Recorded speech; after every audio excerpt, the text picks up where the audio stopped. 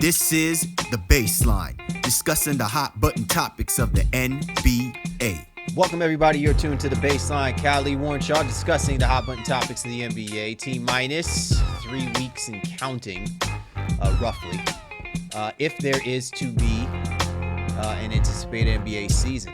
There's so much going on right now, and trust me, there is a ton going on right now. The jury's still out.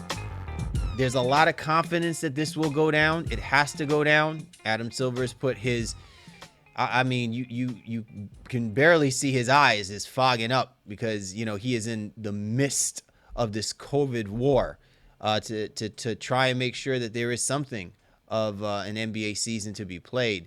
But let it not be said, man, that every single day you check any social media outlet or you check any sports outlet, they have got obstacles to get over. But like as always, man, the only thing that you can hope and pray for is that, the NBA finds a way through. And if that does happen, that might mean that we all feeling positive about, where we'll be in a month's time frame. But let's talk basketball, man, because we got a lot to get into. You know how I do, man. I can't do it without my big dog, my partner in crime, Mr. Warrenshaw, repping out of Fort Lauderdale, Florida. What's good, brother? Chilling as always, fam. As you alluded to, a nice intro. A lot to discuss. I love when we bring back the autopsy situation. So we begin to a little bit of that, and then obviously talk a little bit what's going on with this NBA and the bubble and the whole nine. So as always, an amazing show. And then, like you said, man, it's back to basketball, back to basics here for the baseline. Absolutely. And before we get into this, because we have a really great show lined up. Obviously, we're digging in with our autopsy reports and the two teams that we'll be covering. In a few will be the Atlanta Hawks, Detroit Pistons, and we'll also go over some news and notes that's happening in the association. Shaw, we've been getting some pretty interesting feedback as we launched our autopsy reports last week covering the Golden State Warriors and the Cleveland Cavaliers. And I'm feeling a little onery, man. I don't know, what everybody in their right mind was probably thinking. Like I'm saying that like Klay Thompson is supposed to and is going to win an NBA MVP. But I could swear that what I was articulating is that the door is there for a guy like Klay Thompson to be an MVP in this league because of his scoring capabilities, and that he, to me, has the best upside of the core three players in the NBA. Nowhere did I sign in blood that Klay Thompson is a, bona fide NBA MVP and that he will be an NBA MVP. But, again, it's just kind of crazy when you actually articulate some thoughts that just, has to defy mainstream logic. It's just, you're either in Bellevue or, they're trying to pull your NBA card. Well, at the end of the day, family, what it boils down to is a snippet, right? So if people take that snippet of it and don't listen to the entire show, maybe they don't get the full context. And, wasn't out here trying to bait anybody. I think we put out, some of the greatest sound bites, and I thought that was a great one. And, kudos to those who were engaging and trying to chime in on that topic. But again, with Klay, it's the scoring capability, to lead the league in scoring, even at some point, because he can get hot, and imagine him staying hot for an entire season like that. And it's just something that I think is a great topic of conversation in general. But let's see what this week really yields, bro, and what hate or love or whatever conversation we get out of these two teams coming up. Yeah, man, I'm getting my game on. I got my game face on. You know what I'm saying? I mean, this may come off like Game versus 50 Cent at the rate that this is going, but listen, all love to the people who do feel where I'm coming from and those who don't feel where I'm coming from. I love the idea of not just always allowing the status quo to determine and dictate, what we'd like to see coming out of the NBA. And, I don't hear too many people talking about a guy like Klay Thompson, but if you ask me, some of the greatest matchups that have taken place in critical situations when the Golden State Warriors have, been on that dynastic run, Klay Thompson, was a key defender, or he made a key three, or he had a key, finals performance. It may only come in small spurts, but I think that was the whole point, is that if he puts together these spurts through a course of an NBA season with some sense of consistency, why would it be far-fetched that we wouldn't consider him as an MVP, NBA MVP candidate? So it'll be interesting to see, what will come of it and stuff. But again, we always encourage people to give us their thoughts, whether it's for or against me, myself, and my man Warren Shaw. And as always, you know where to get at us. Get my man Shaw at Shaw Sports NBA, or get at me at GameFace Lee. The show's Twitter handle at NBA Baseline, available on all the major platforms. You know where to find us. As always, download the Baseline NBA podcast, add us to your playlist, and allow us to be your go-to resource discussing all things happening in the association. You know how we do. You know how we roll. Let's bury some bodies with the autopsy reports here on The Breakdown. Time to break it I down. put you down to the bone gristle. They're dead. What? Who's dead? My team is dead! They knew we were coming, man. They knew we were coming. They're dead! They're all dead! Yes, we are back. Another coveted autopsy report. Callie Warren Shaw for the Baseline. And we got two teams that we are obviously going to give our assessment on. The first team will be the Atlanta Hawks. And this is a team, Shaw, that finished prior to the COVID with a 20-47 record. And not a whole lot can be said about this team. Listen, you can somewhat make the argument that for a good stretch of the season, they were worse than the Cleveland Cavaliers in the Eastern Conference. They actually, they somewhat were. And yes, they, obviously got off on the wrong foot with the suspension of John Collins. But altogether, this was a young, talented team that just never quite found their footing through the year. And you had even said it yourself, Shaw, that you had very high hopes for this team, that this team would, vastly improve, especially with the way that Trae Young came on late last season. And how he kind of came into this season, early onset, with some discussions of some form of a, like an NBA MVP, like, type demeanor about him, some of the games that he played, but it never translated to any wins. And I guess you can say that, the only really good thing that really came of this season is, that we were able to still see some vintage Vince Carter on the basketball court.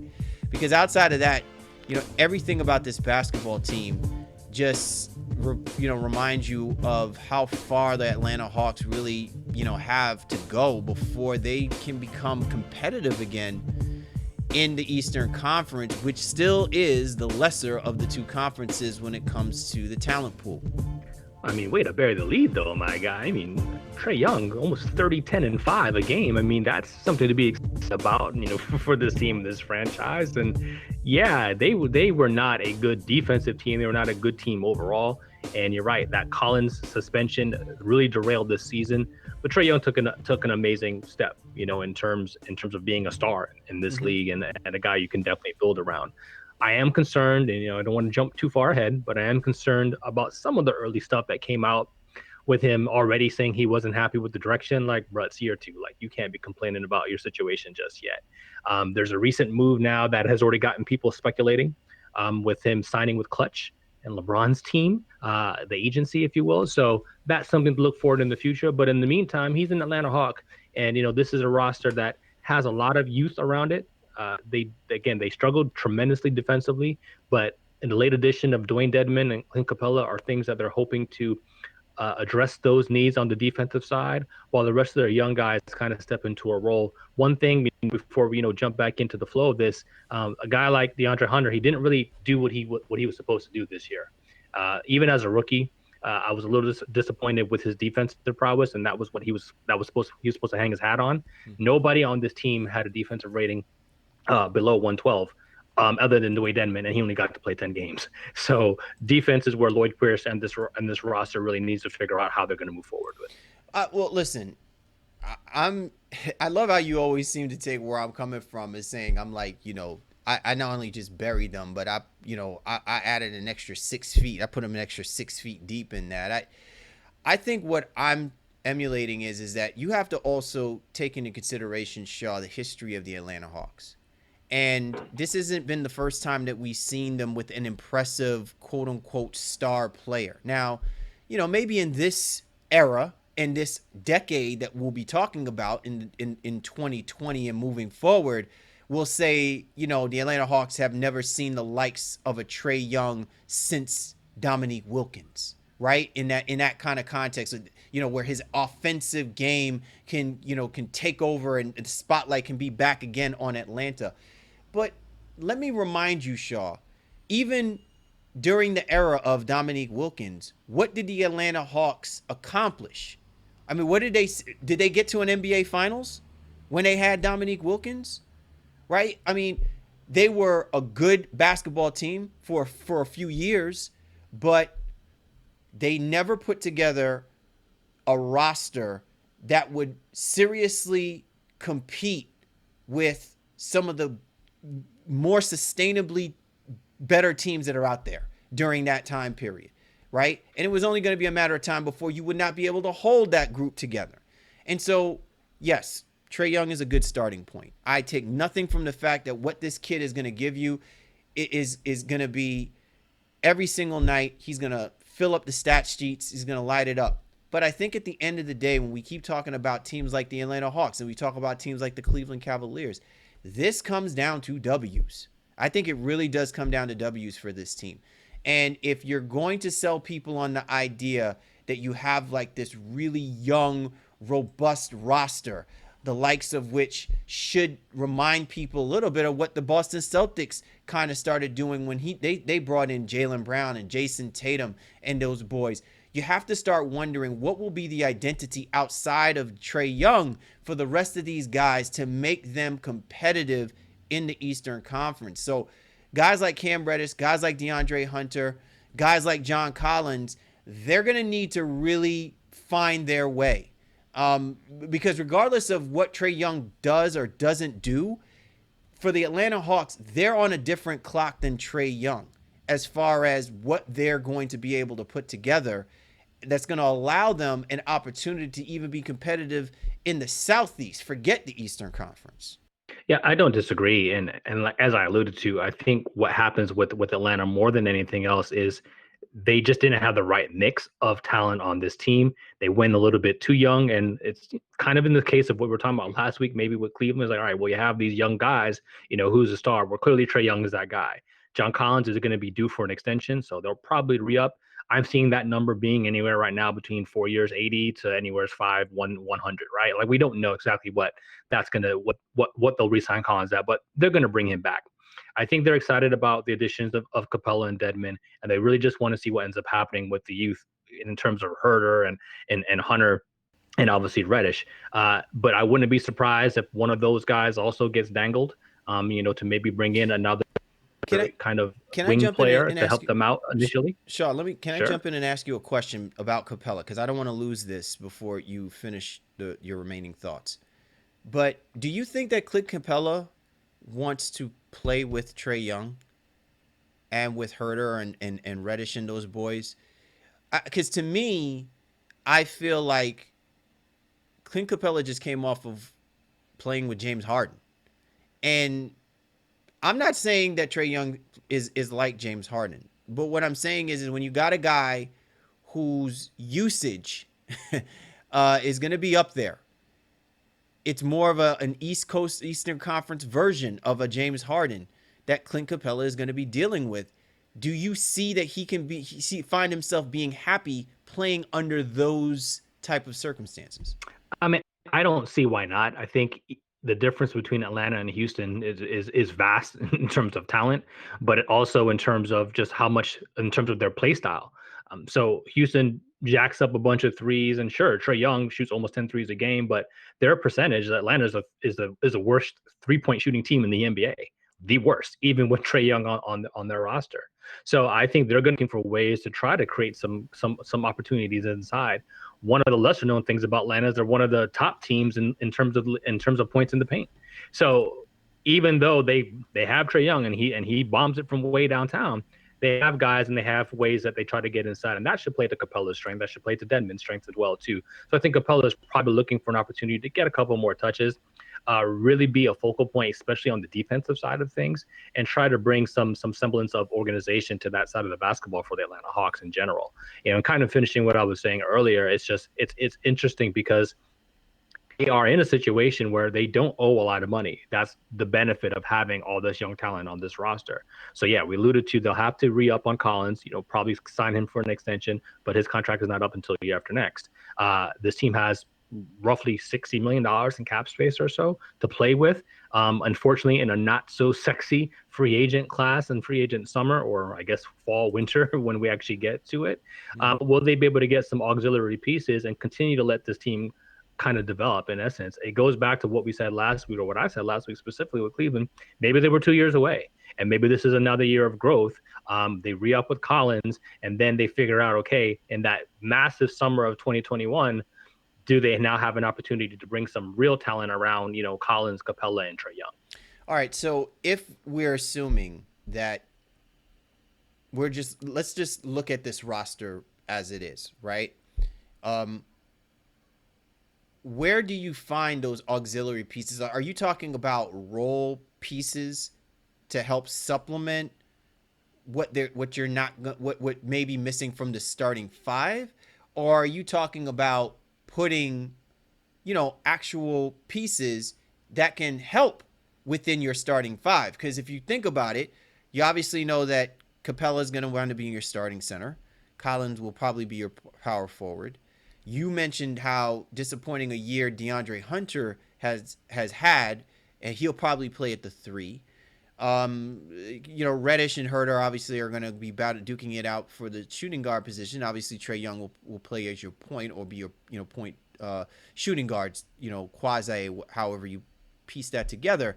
Where's the room, so to speak, for where you're talking about, Shaw? Is it more from the bench, or do you see someone that you think can be inserted to replace what would I perceive to be as that starting lineup for the Hawks? Yeah, I'd have to really dig deeper into this free agent class and see if there's something that makes sense. I think, but it goes back to my earlier point with Atlanta. I feel like this should be a development year. Let these young guys play, get another look at them. This year was disjointed, obviously, because of COVID. So you didn't really get a full glimpse of what everything and what everybody can be. Herter has some very nice moments, battled injuries throughout the course of the year as well, too. We already talked about Hunter, and Reddish is a guy who, people think might be the best player in last year's draft, when all is said and done. So I think when it comes to adding money that they're going to have, I think it kind of goes back to that veteran standpoint. Sure, Vince was here, now Vince is gone. So do you have a veteran who can come here and actually contribute? They still need 3-point shooting. They desperately need playmaking outside of Trae Young. That may open up the door for them to do something with Jeff Teague and bring him back on a veteran friendly deal. But at the end of the day, defensively, they struggle with the 3. They foul. They're one of the worst teams in fouling, so they have no defensive principles there. I think getting in some veteran guys there to help them out, that's probably where it's going to be, and not necessarily to be in the starting lineup, but just to continue to teach them how to be pros. And I think that's where the most of their development is going to come from. All right, so now let's transition our conversation, because we didn't talk much about John Collins, right? John Collins gets suspended for the first part of the season. He comes back, and obviously he has somewhat of a slow start. He still winds up giving you somewhere close to 20 points per game, I believe, for the time that he did play. 21.6. It's something like that. So how good do you think John Collins really can be for this Atlanta Hawks team? And how much of it is offset by what Trae Young gives you when he's not on the basketball court? Because clearly we had seen Trae Young as a one-man band, right? And then we've seen Trae Young and John Collins together, even though the sample size is somewhat small. Like, if you really wanted to see the potential of it, you'd probably have to go back last season, which is where I think, to your point, Shaw, was all the hype is about how improved this team could be, that they may have even been the type of team, I think you predicted them to possibly be one of the teams to make the playoffs, right? Because of what we potentially saw last year between Trae Young, with the combination of Trae Young and John Collins. what is it that you want to see more of from Collins that will reinsert your confidence about this team trending upward, regardless of what the other guys need to give you?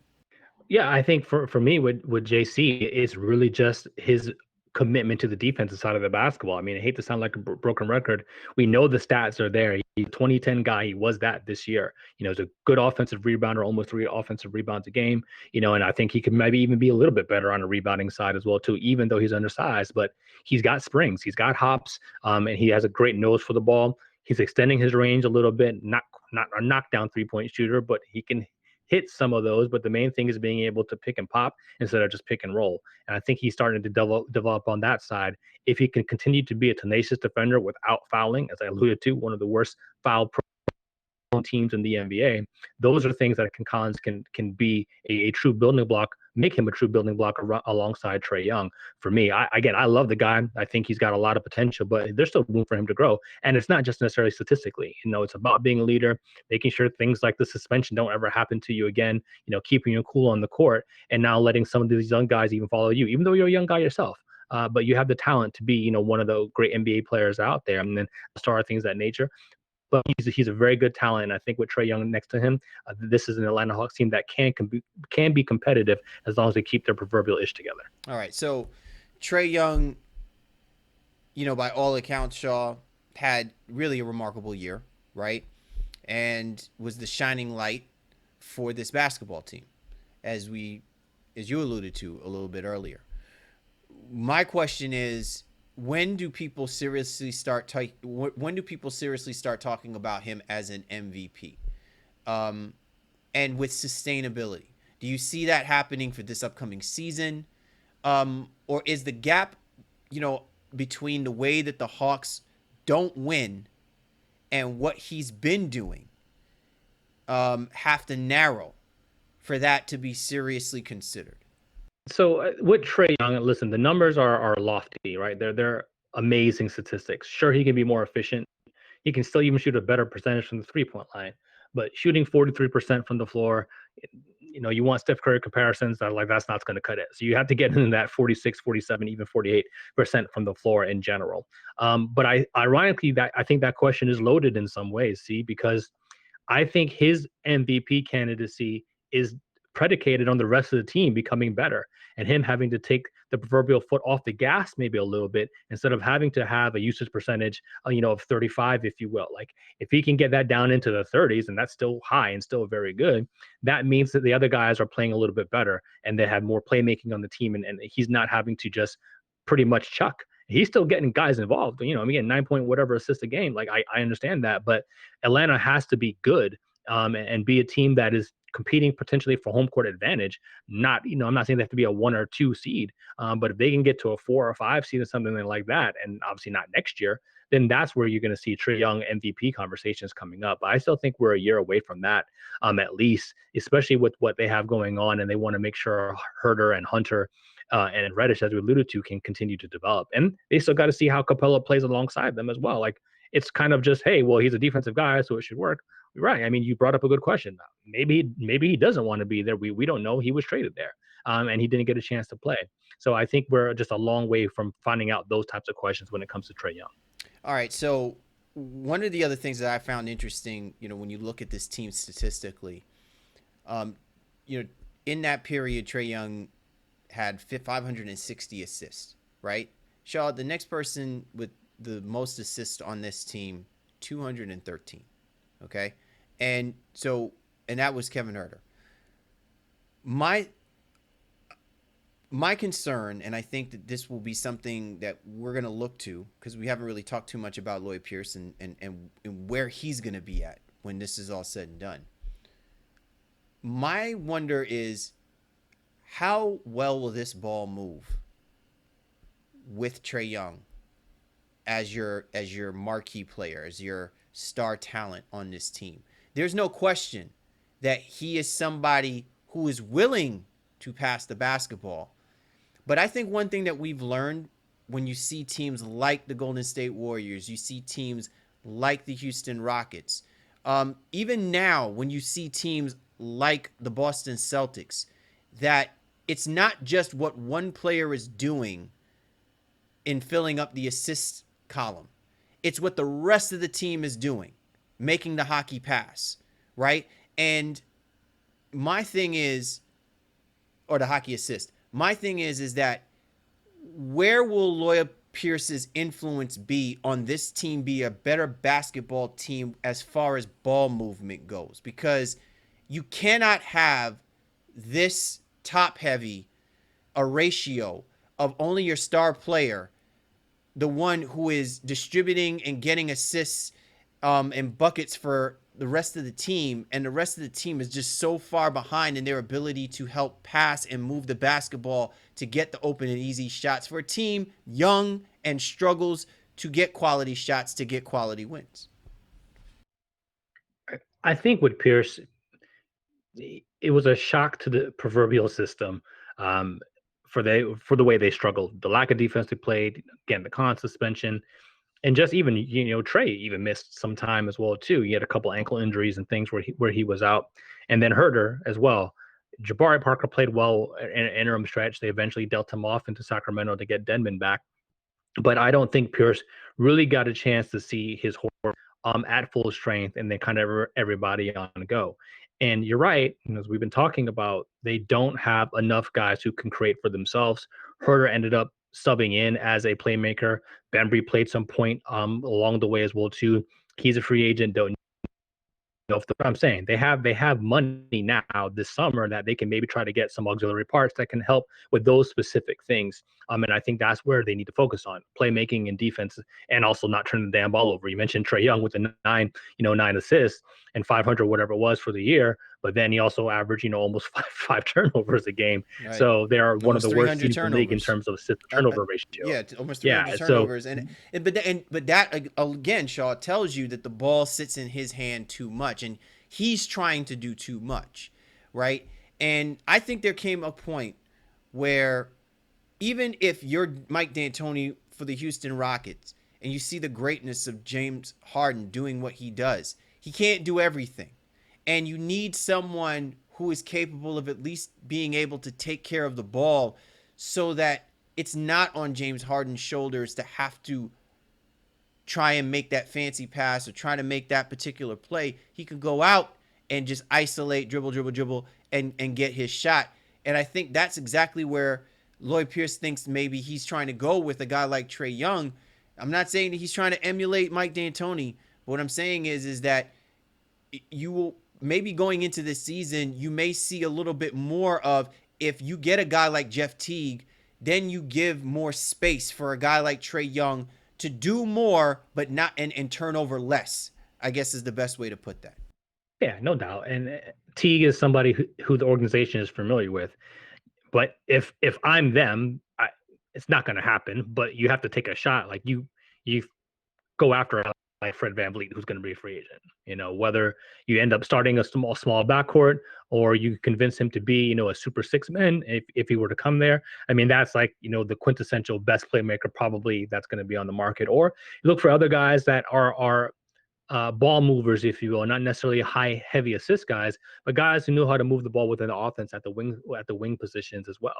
But you still have to hope your internal candidates, if you will, again, Hunter, Herter, and Reddish, can also learn how to play basketball a little bit more effectively when it comes to play creating. And these things don't happen overnight. So that's why I'm saying Atlanta and Lloyd Pierce are in a year of transition as they try to work on these things. And it's rare when you have this collection of talent that's so youthful, but it means you have a lot of things you need to work on, and not all these things are just going to come together in 1 year. I think that's unrealistic. So I think this is a team that just has to understand and kind of take things the right way. Sure, some expectations were laid on them, even by myself. I mean, I think I even saw some people saying Lloyd Pierce had an outside chance at Coach of the Year because they thought Atlanta was really going to take that type of leap. It just didn't happen. And so now we have to scale things back and maybe they meet somewhere in the middle. Maybe they won't be as bad as maybe some of us are predicting. But I think without a whole lot of players to even fill out their roster, without knowing what that's going to look like just yet, it's hard to be excited about, okay, they're going to just take the leap that we thought they were going to take. I think it's going to be small baby steps, but they have they have the good talent that they can develop, and they want to take a look at all of those players. Well, there's one thing, and we'll end it on this note when we talk about the Atlanta Hawks. There's one thing that you did say, Shaw, that really sticks out at me. It's the fact that this is an interesting collective group of talent that has been assembled for this team. And I'm using the word interesting to be, I guess you could say, nice, because, we often talk about, how optimistic you want to be when you have, this kind of talent on a roster, right? It's almost kind of like, you're spoiled, right? With what you can work with. But we often say this, man, with the way that the game has accelerated and the expectation of winning and sustainability, not just in your division, not just in the conference, but in the league altogether, the clock is much shorter. And you have to start looking even at a dynamic like what the Atlanta Hawks have and have to say, do you think that these guys can pull it together over the next 2-3 years? It's not a question of whether or not they can be good. It's a question of, can they be good together on this roster for this team? And then after you see a year or two of what it is that they're giving you and what they're producing, you're already shipping them to different destinations because you're just not seeing the chemistry. You're not seeing where it's equating to wins. So it'll be very interesting to see how Lloyd Pierce influences this team, changing their mindset, showing them how they can win basketball games. And then I think it'll be even more interesting to see where the leadership comes from in these young guys. Do they just gravitate because Trae Young is the best player and the best scorer on this basketball team? Or do they lean on the fact that each of them all have specialized individual skill sets that culminated together? They can be as good as a lot of the teams that are representing the Eastern Conference, and they can accelerate themselves to be among one of those elite teams. It'll be interesting to see what these guys do over the next couple of years, but I will tell you, Shaw, when it comes to teams like the Atlanta Hawks, they are always on a shorter clock than the rest of the league. You're tuned to The Baseline. Callie Warren Shaw discussing the hot button topics of the NBA as we are giving you our autopsy reports. We just finished discussing the Atlanta Hawks. Now we're going to move our attention to the next team that we got to throw that body bag on the slab and zip them up, and that would be the Detroit Pistons, a team, Shaw, that by all accounts, I'm sure if you are Dwayne Casey, you wish that you could just totally just forget that this season occurred. Like in Men in Black, somebody flashed that little silver camera in his face and just forget about the fact that your team finished 20-46. And if not for the fact that Atlanta played one game extra, they probably would be the second to worst basketball team in the Eastern Conference. So, here again, this is a team that is just mired in, I don't want to use the word controversy because this team was never really controversial to begin with. I tried to give them a little bit more credit than they deserved, maybe to the same level that you gave credit to the Atlanta Hawks. This team just never lived up to its expectations. I know you're going to probably say that, I'm still going to blame Reggie Jackson for all of this, but I can assure you, Shaw, the Detroit Pistons 2019-2020 season was not because of Reggie Jackson. It was just really because of a whole lot of other things that they just couldn't do right. Defensively, had no pace. They really weren't good scoring the basketball. I mean, they just wasn't a good basketball team for Dwayne Casey to work with. I want to say the highlight of this team was obviously the way Derrick Rose plays when he was healthy. Outside of that, yeah, it was rough. When he was healthy, he had some nice moments, and a lot of that was based on Reggie being out, Blake Griffin being out, then eventually Andre Drummond moving on and getting traded. I think is a nice centerpiece who I think they're going to want to make sure that they re-sign and see that what they can build around with him, and build around is a strong word, I think, with Christian Wood, but he's a player they're not going to give up on right now.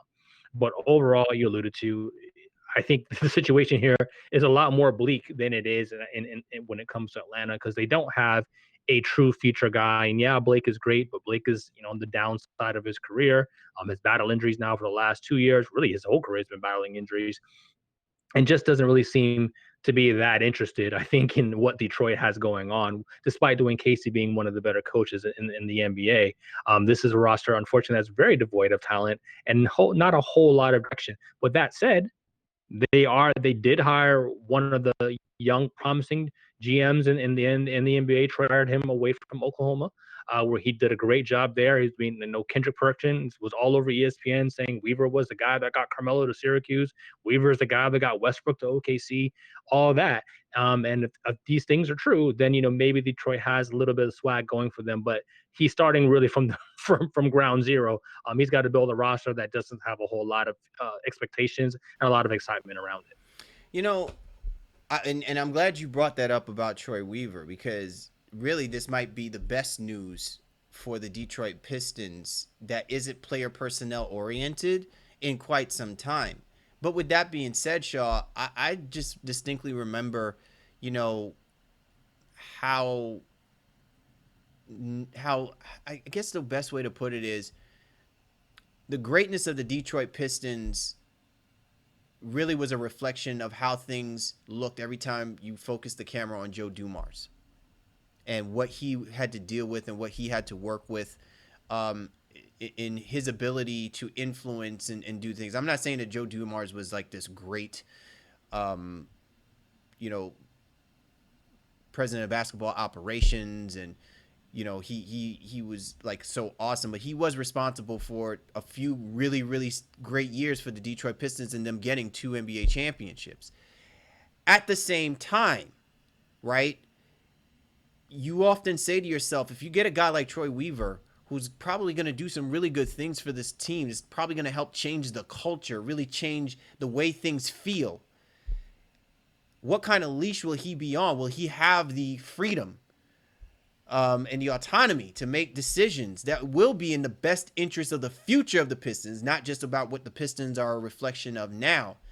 And how much will he back in what Dwayne Casey is looking to try and do as the head coach? Because you can make the argument, Shaw, about Dwayne Casey that had he gone to any other sports organization in the NBA outside of the Toronto Raptors, and working with Masai Ujiri, I don't think that Casey gets that Coach of the Year award. I don't think he gets those years of just, where he is influential in making the Toronto Raptors a viable basketball team, in the Eastern Conference and competing possibly to be playing, in the Eastern Conference Finals and going to an NBA Finals at any point, right? There needs to be a combination there. Do you foresee that with Casey and Troy Weaver, that they can have a combination from the management side of things that can instill confidence in the players that are not on just this roster, but what Weaver is going to probably be looking to do to help supplement guys like Christian Wood and whatever they're trying to compile moving forward, that they can be successful, they could put the Pistons back on the rise? I mean, all it is time. I think Weaver's going to get all the opportunity to be successful. You don't hire a guy to just like, all right, we'll give you, 1 year to turn it around, especially in what is a reclamation project.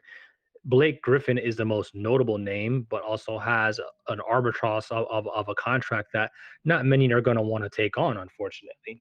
Then again, I alluded to Christian Wood. Those are your 2 top guys right now. Sure, you can, you have Rose under contract for another year.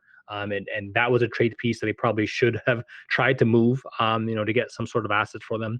But I think the most exciting thing about this roster is going to be the draft, that whatever it falls into, hopefully they can get lucky and maybe sneak into that 3. And then Weaver would have some bargaining chips potentially to move some things around, or the right thing to do would be to draft that pick, and try to develop around whoever that young person ends up to be. But I don't think there is a fast track for the Detroit Pistons in any way, shape, or form, even with Blake Griffin on the roster. I just don't think this is a situation where Weaver or Casey are going to be feeling pressure like, all right, well, you got to perform now, you got to win now, because the previous regime didn't get it done. And, this is a team that, hey, they finally got rid of Reggie Jackson. And now you just have a couple of holdovers. They love Luke Kennard, but he was also available, in trade conversations and discussions. So nobody's untouchable, I think, on this team. And they, like I said, they're really just starting from the ground up. But Weaver and Case are going to have an opportunity to build that, whatever that is, and how long they get to do that we don't know. But I think in the immediate short term, at least 1 or 2 seasons, that should be fine for Detroit to kind of figure out what direction they ultimately want to go in. Everything. I don't know. I don't know what may come of Derrick Rose, right? It's just fun. I'd like to probably see Derrick Rose go and play for a team that, his contributions can help translate him, participating in some kind of conference finals. So I don't foresee him, sticking with this tide unless that's what he wants to do. And we've known Derrick Rose, listen, he's going to do what he feels in his best interest for his career. And he's never had to apologize for any of that, right? So, and we've seen this, and we've been surrounded by people who know this about Derrick Rose. And so I applaud him, because he still shows his greatness even when everything around him looks like it's in ruins. Here is my interesting take with regards to the Detroit Pistons, and it evolves around Blake Griffin, who you've highlighted here. Blake Griffin in this decade has an opportunity to possibly be the Chauncey Billups for this iteration of the Detroit Pistons. And I know this sounds kind of crazy, so, follow along, this crazy train that I'm taking you on. When Chauncey Billups came over to the Detroit Pistons, he was always considered as a marquee player, but he never lived up to the hype. And I'm not saying that the hype is predicated on what he wasn't producing for the teams. It's that it never translated to anything that made people feel like he should be brandished in this category of, the top guards in the game and this, that, and the third. And here, when he comes over to Detroit, he has an opportunity to show you exactly why, because a lot of the talent that came over to Detroit and played for Larry Brown, all of them were people that had something to show and something to prove, and they had to take something away from what their game initially reflected for them to become what we now revere about them in the greatness of the runs that they've made. Now, with Blake Griffin, you can make the argument that this is the same path that he's on. He was a marginally great player for the Los Angeles Clippers, who, besides the jealousy of Chris Paul and the shortcomings of the Clippers not getting to a Western Conference Finals, this is an opportunity for his hoops redemption here. And it may mean that he may have to take a step back from having to be the man, but do all of the credible things to make the Pistons believe that they have as good a shot as anyone if they can get it together, get the right talent around, not him, but just the right talent around for this team to compete. And he could be a catalyst for this being a good team moving forward, a solid team moving forward. Whether or not he chooses to do that, I don't know. I just know that it's hard when you have a guy like Blake Griffin, who a lot of people say, oh, he's overrated. Yeah, be that as it may, but he's still one of the more dominant physical players when healthy at his position. And at his position, it's either you're really young or you're really on your way out the door in the Eastern Conference.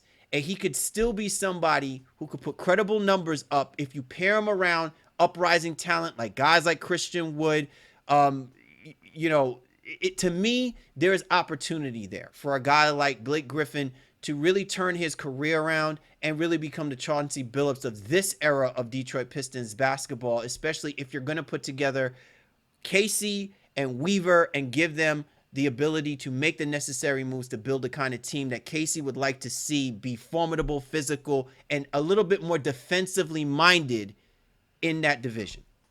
I think with Blake, it's going to be one about his health. Can he stay on the floor? Number one, and then Well, we were saying the same thing do about Weaver Chauncey in too. case he's Because Chauncey had been injury prone as well too, which compromises his ability to be a reliable point guard.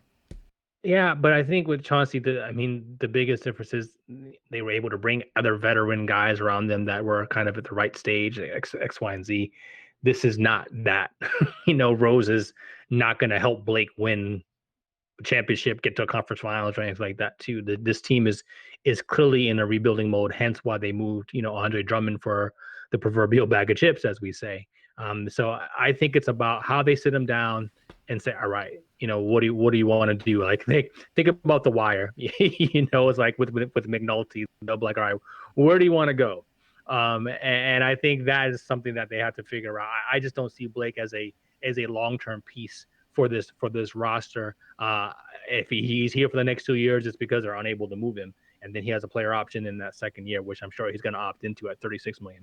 So I think they gotta, for lack of a better phrase, as enjoyable as a person as Blake is, and as high of a talent as he is as well too, he no longer to me is in that conversation as a winner, like a true winner who's going to help you win games and get you to a certain level of NBA stardom. Those times passed from when he was in the Clippers.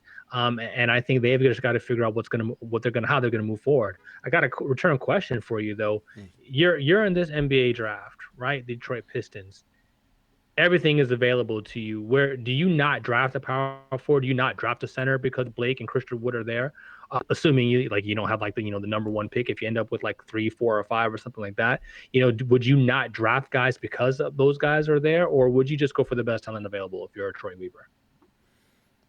Yeah, that's a really good question. Because in a way, you could be answering your own question. What if the best talent that's available for Troy Weaver is the power forward or the center, right? Mm-hmm. So, I mean, if that's the thought process, of course you're gonna draft that player, but then that obviously means that you need to accelerate your decision making process about how long you want to continue to have Blake Griffin be on your roster, right? Because there's no way you're gonna, unless you figure out a way to be able to put Blake Griffin, Christian Wood, and whoever it is that you're drafting, as your front court piece, meaning Blake Griffin could wind up playing, as a possible small forward. I don't know how that's even conceivable, how that's possible, but I don't like that at all. But my point is like we're kind of trapping ourselves in that, because if the idea is that you want to draft somebody in the front court that is going to address clearly what you don't think you're going to get from Blake Griffin and what you don't think Christian Wood is going to be able to give you on his own, then you've already made that decision. I guess and I know I'm not really truly answering your question because it's a tough question to call. Well, I think the interesting part about all of this is for a guy like Christian Wood specifically, he's going to know. The draft is going to come first, then free agency will be there. So if they go and draft another big, he might be like, well, what the F? Or Blake might feel like, what the F? We'll have an answer for kind of what they may be thinking about trying to do ultimately. Wood is more capable of interchanging at that 4 and 5, while sure Blake, is solid and has strength and has played the 5, the early part of his career. I think he's just, he's kind of resigned to being a 4 right now. I don't think he had any designs or desires to play the 5 at any more point of his career. Wood still has the flexibility to do both. So I think it's less of a slap in the face for maybe Wood at the end of the day, depending on what it is. But I don't think you cannot make a move based on either one of those two players at this point. If that's the best player available, then that's what you get. Ideally, though, how the NBA is right now, guards in the wave, that's what you need to do. And if you're Detroit, you have nothing. Hold on. Okay. They have nothing in the way that makes sense to build around. Again, Rose isn't it. Kennard, while a nice complementary piece, isn't somebody you're building around. And again, from overseas, I'm forgetting his name right now, Sekou. and more probably of a 4 than he is than a wing type player as well. So I think Detroit, Weaver, and Casey, they really got to evaluate and see what they can do from a talent standpoint when it comes to this draft this year, because it's really devoid right now, and they got to get somebody excited about this. The whole point of them getting Blake a couple years ago, right, was to bring bodies into the building. Now Blake doesn't play, so no bodies are coming into the building. Can they get some talent on this roster that people can be excited about in the city of Detroit? I think though, Shaw, again, sometimes sometimes the way you initiate transformation, it's not just about, replacing the player, but replacing what the player is giving you. And I don't know, I look at this depth chart for the Detroit Pistons, and I'm not enamored with who you have playing at the 3 position. And if you don't believe that there's anything worth drafting, and you're not really moving any pieces to get somebody to really play the, why would you not see or kind of put the bug in the ear to a guy like Blake Griffin? Hey, maybe you can reform the way that the 3 is being played. The 3 is not as physical, right? And, maybe in some regards they say, well, Blake Griffin's too heavy set to play the 3. Well, he dribbles the basketball pretty well. He's not an awesome passer, but he's a really good passer. If staying healthy, could be somewhat agile. Yes, he'll be a compromise defensively, but I mean, we're talking about the Pistons here, Shaw. Something's got to improve, whether it be on the defensive side of the ball or the offense, but you're not going to see both just vastly improve, even with a guy like Blake Griffin on your roster. But why would it be far-fetched maybe to see a guy like Blake Griffin reform himself, maybe reform the way that we look at how the 3 position is being played by putting him in there to play that position and play that role in accordance to what Dwayne Casey might be asking of him? I just don't think he's versatile enough. He can dribble a little bit, he can handle a little bit, and as you alluded to, he can pass a little bit as well. But at that wing position, I think you really put a guy who's struggle with injuries at risk of trying to have to move laterally a lot more on the defensive side of the basketball, unless you're just going to flat out say, bump it, we're going to play zone all the time. I think those types of things, it's a weird situation for him, because he's still undersized to play the 5, so he doesn't want that proverbial wear and tear, banging up and down, with the centers of the league, so to speak. But he's not mobile enough to be on the wing on a regular basis. So that 4 is kind of like the perfect situation for him, and he usually has a little bit of advantage because he's usually quicker than most 4s, when he's healthy. And the fact that he has some great court vision is a great asset, to an offense. But I just can't see him going to that 3 spot and Casey being comfortable with that from a defensive standpoint, especially with the principles Casey likes to instill on the defensive side of it. Maybe if it was Mike D'Antoni, and although he'd obviously want to play more small ball than anything else, Blake would be playing the 5 in Houston. But Casey is not that type of coach where he's not going to be imaginative in that way, in that aspect. He's done more traditional from a defensive side of things, and Blake would just be at a complete disadvantage playing on the wing. All right, the Detroit Pistons was among one of the worst teams as far as pace of play goes. And I think if you have Dwayne Casey as your head coach, you kind of get a little bit of the middle. Like, he definitely helped the Toronto Raptors increase their pace of play, even with the roster and the personnel that he had that he worked with.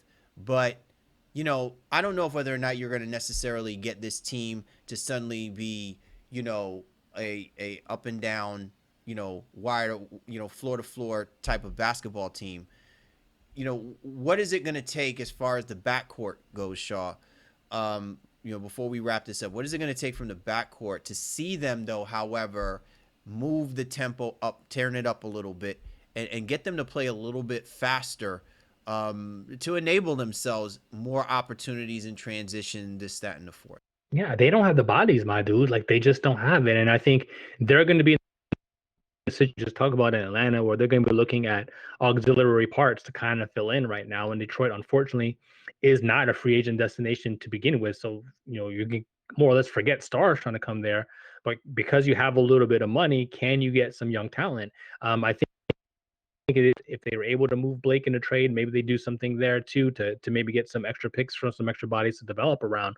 But that backcourt right now is pretty stagnant. Again, while Rose is quick, he's no longer fast. And I don't think he's looking to push the pace in that way. Kennard is not a speedster as well too at the two position. They have Bruce Brown as well too, and he played pretty good basketball throughout the course of the year when he was able to stay healthy. But they just don't have a lot of bodies, and they have a lot of expiring contracts going into next season. So it's hard to predict what they'll actually do, because not being a free agent destination, having a little bit of cap flexibility, but just not really knowing, having a full direction, it makes me pause and hesitate as to how good can Detroit be, especially when it comes to fast break points next year and then improving that backcourt in general. I think as Rose and Kennard is what you're rolling out there with, presumably, again, barring what happens in the draft, and then you're just trying to build around Sekou and then obviously Christian Wood, and then you're just kind of suffering through Blake Griffin, as we've alluded to. All right, well, look, the path to freedom for the Detroit Pistons, it's a long road for these guys.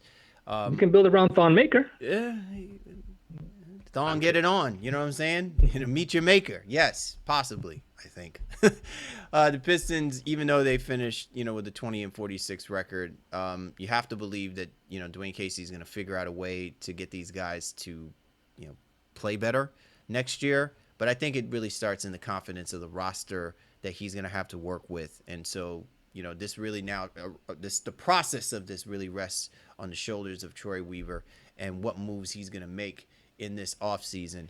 And hopefully we will see the Detroit Pistons, represent themselves, like they did in the early 2000s, and have a sustained winning basketball team, one that, we always have, richly been reminded of, and for many people loathe to love.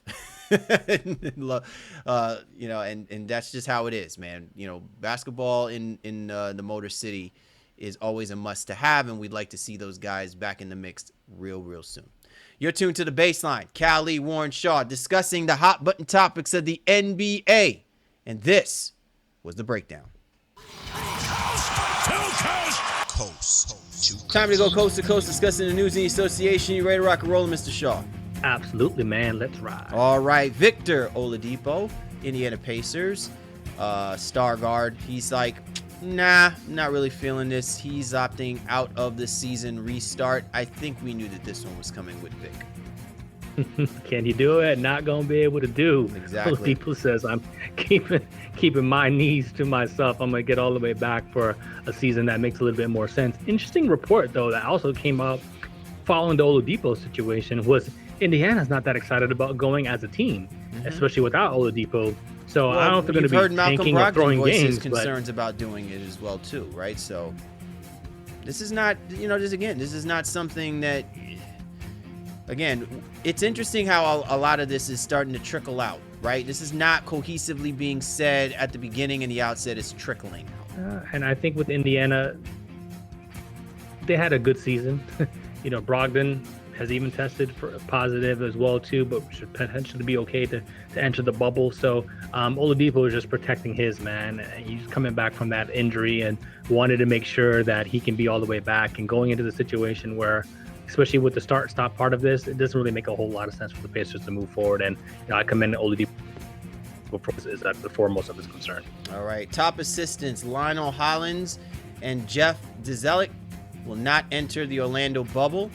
Again, we talk about, how this situation and circumstance is going to really put people, to have to face the ugly truth and really have to stand on an answer. It's an either or scenario, and it's not just the players that are making these decisions. It's also coaches and assistants as well, too.